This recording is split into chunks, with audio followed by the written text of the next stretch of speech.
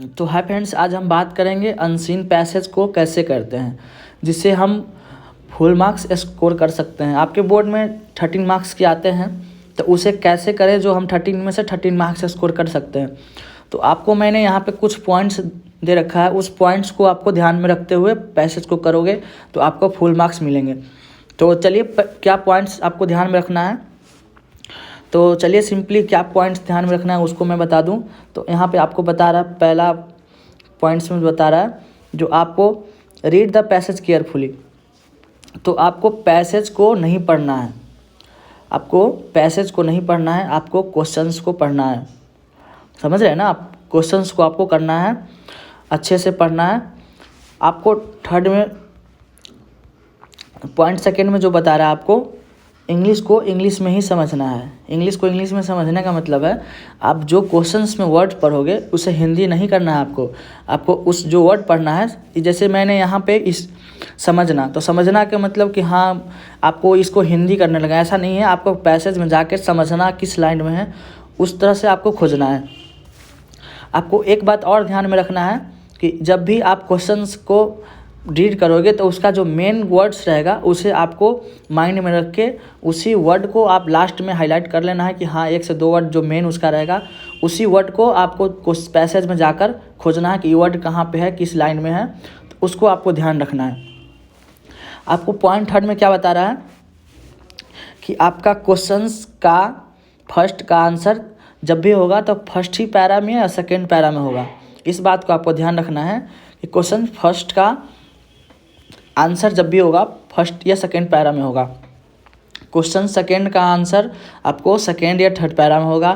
Third question का answer आपको third या फोर्थ पैरा में होगा। इसी तरह से आपको करना है। और यहाँ पे बता रहा है फोर्थ पॉइंट में अपोजिट वर्ड्स और टाइटल, तो इसको आपको लास्ट में करना है। जो आपको लास्ट में इसलिए करना है क्योंकि आपको अगर अपोजिट वर्ड खोज रहे हैं तो आपको सारा पैसेज को पढ़ना पड़ेगा, इसीलिए आपको टाइम वहाँ पे वेस्ट हो जाएगा। इसीलिए आपको अपोजिट वर्ड और टाइटल को समझने के लिए आपको स्टोरी में क्या टाइटल है तो उसके लिए आप जब ये क्वेश्चंस करोगे तो आप पूरा मतलब अनसीन पैसेज को पढ़ जाओगे। तो इसीलिए आपको टाइटल भी समझ आ जाएगा, आपको अपोजिट वर्ड का मतलब भी समझ आ जाएगा और आसानी से आप खोज लोगे कि हाँ अपोजिट वर्ड्स के मतलब कहाँ पे थे नहीं थे, आप आसानी से कर सकते हो। तो आपको इसको लास्ट में करना है, समझ गए? चलिए तो मैं कुछ आपको क्वेश्चंस एक करके दिखाते हैं। तो यहाँ पे क्वेश्चंस आपको दे रखा है, read the passage carefully and answer this that questions. आपका 7 मार्क्स का ये क्वेश्चंस है, तो आपको ध्यान में रखना है कि क्या क्वेश्चन कह रहा है। तो यहाँ पे मैंने आपको पीछे बता दिया था कि इसे आपको पैसेज को नहीं पढ़ना है, आपको क्वेश्चंस को पढ़ना है। इस बात को आपको ध्यान रखना है कि आपको पैसेज को नहीं पढ़ना है, आपको पढ़ना जब भी है तो क्वेश्चंस को अच्छे से पढ़ना है आपको। तो चलिए क्वेश्चंस करते हैं, कैसे क्या करना है, ध्यान में रखना है नहीं रखना है। तो देखिए यहाँ पे आपको देख रहा है, यहाँ पे क्वेश्चंस फर्स्ट आप करते हैं। तो how many kinds of fish do people know about. तो आपको क्या ध्यान रखना है, तो मैंने बता रखा था वहाँ पे जो आपका मेन जो वर्ड लास्ट का जो मेन वर्ड रहेगा उसको आपको माइंड में रखना है। उस वर्ड को आपको यहाँ पे पैसेज में खोजना है। अगर आपको उससे भी प्रॉब्लम हो रहा है, ये 2 या 3 आप वर्ड ले रहे हो उससे आपको प्रॉब्लम हो रहा है, तो आप 4 वर्ड एक और इसमें से चूज कर सकते हो। यहाँ पे काइंड भी चूज कर सकते हो या फिश भी चूज कर सकते हो। चलिए मैं फिश यहाँ चूज कर लेता हूँ, देख सकते हो यहाँ पे। तो यहाँ पे आपको बता क्या रहा है, तो यहाँ पे आपको थर्ड लाइन में बता रहा है कि people know about 25,000 different kinds of fish no. तो आपका जो आंसर हो जाएगा, आपका पहला का जो आंसर हो जाएगा आपको यहाँ तक हो जाएगा, समझ गए ना? People know about 25,000 different kinds of fish no. तो आपका 1 नंबर का पहला क्वेश्चन था, तो आपको यहाँ से लेकर यहाँ तक आपका आंसर हो जाएगा। इसी तरह से आपको सिंपली ध्यान रखना है वर्ड्स को, लास्ट जो मेन वर्ड रहेगा उसको ध्यान रख के आपको खोजना है। तो मैंने वहाँ बता रखा था क्वेश्चन फर्स्ट का जब भी आपका आंसर मिलेगा तो पैरा फर्स्ट या सेकेंड में ही मिलेगा।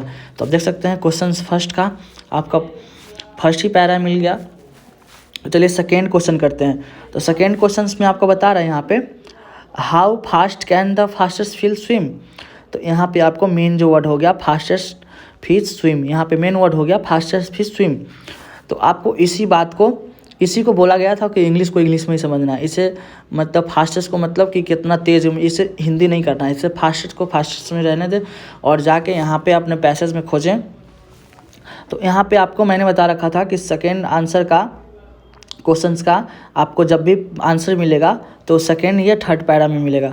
तो चलिए सेकेंड में खोजते हैं इसे।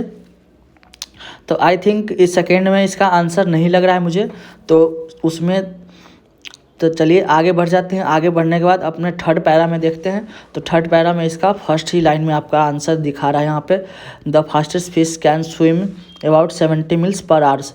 देख सकते हैं यहाँ पे सेकेंड का आंसर हो गया यहाँ पे। तो इसी तरह से आपको आसानी से आपको जो मेन वर्ड रहेगा उसे आपको आइडेंटिफाई करके उसके बाद यहाँ पे आपको अनसीन पैसेज में खोजना है।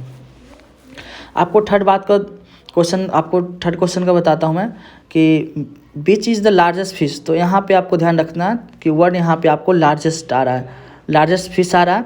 तो लार्जेस्ट फिश कौन है यहाँ पे, तो आपको यहाँ पे आपको अनसीन पैसेज में खोजना है। तो यहाँ पे आपको चल जाना है, देख सकते हैं यहाँ पे अनसीन पैसेज में the longest fish are shark. तो यहाँ पे शार्क बता रहा है, the longest fish are shark. तो आपका आंसर थर्ड का यहाँ पे आंसर हो गया। इसी बात को आपको ध्यान रखना है, लास्ट का वर्ड आपको माइंड में रख के आपको पैसेज में खोजना है। यहाँ पे पूछ रहा है व्हाट कैन फिश फील। तो यहाँ पे मेन जो वर्ड हो गया फिश फील, तो आपको इसमें खोज लेना है। तो आप देख सकते हो यहाँ पे the fish can feel and taste, they can feel pain too. तो आपको जो यहाँ पे आंसर फोर्थ का जो आ गया, यहाँ पे फोर्थ का आंसर आ गया। इसी तरह से आसानी तरीक़ा से आपको कुछ पॉइंट्स को ध्यान में रखते हुए अपने पैसेज को आप कर सकते हो और फुल मार्क्स स्कोर कर सकते हो। तो अगर मेरा वीडियो अच्छा लगा तो चैनल को सब्सक्राइब कर लें और शेयर कर दें। Thank you for watching my video.